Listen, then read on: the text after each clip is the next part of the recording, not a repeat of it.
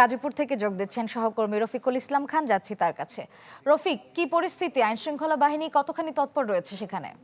ভোগান্তি ভুলে চলে আসুন রিগালে। ওয়ারেন্টি সহ স্টাইলিশ কালেকশন নিয়ে রেডি রিগাল ফার্নিচার।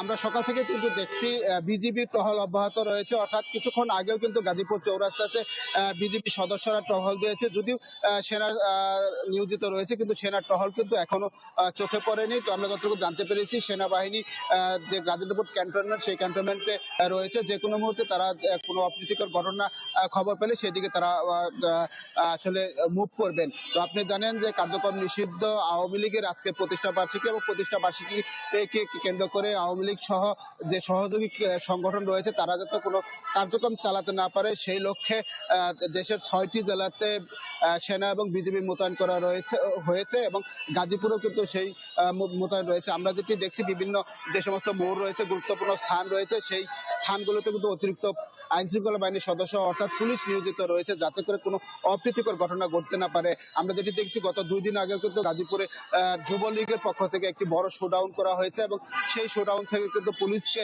লক্ষ্য করে গালিগালাজ সহ হুমকি দামকি দেওয়া হয়েছিল, এবং এর প্রেক্ষিতে জেলা প্রশাসনের পক্ষ থেকে গতকাল গাজীপুরে যে সেনা এবং বিজিবি মোতায়েনের সিদ্ধান্ত নেয়, এবং আজকে থেকে আগামী 30 তারিখ পর্যন্ত সেনা মোতায়েন থাকবে, যাতে করে জনমনে ভীতি সৃষ্টি হয়, এমন কোনো কার্যক্রম চালাতে না পারে, সেই লক্ষ্যে মূলত এই ব্যবস্থা নিয়েছে। সেটি আমাদেরকে জেলা প্রশাসন নিশ্চিত করেছে। আর মেট্রোপলিটন পুলিশ এবং জেলা পুলিশের পক্ষ থেকে বলা হয়েছে, তারা সকল স্তরে তাদের আইন শৃঙ্খলা বাহিনীর যে সমস্ত সদস্য রয়েছে সকলে কিন্তু সজাগ দৃষ্টিতে রয়েছে, এবং গুরুত্বপূর্ণ স্থানগুলো এবং গুরুত্বপূর্ণ যে সমস্ত জায়গা রয়েছে সব জায়গাতে পুলিশ সদস্যরা নিয়োজিত রয়েছে। তাছাড়া পুলিশের টহলও কিন্তু আমরা দেখছি, সেটি চোখে পড়ছে। তো এই ছিল গাজীপুর চৌরাস্তা থেকে সর্বশেষ খবর। শ্রেয়া, ধন্যবাদ রফিক। দর্শক, আমরা সরাসরি যুক্ত ছিলাম গাজীপুরে।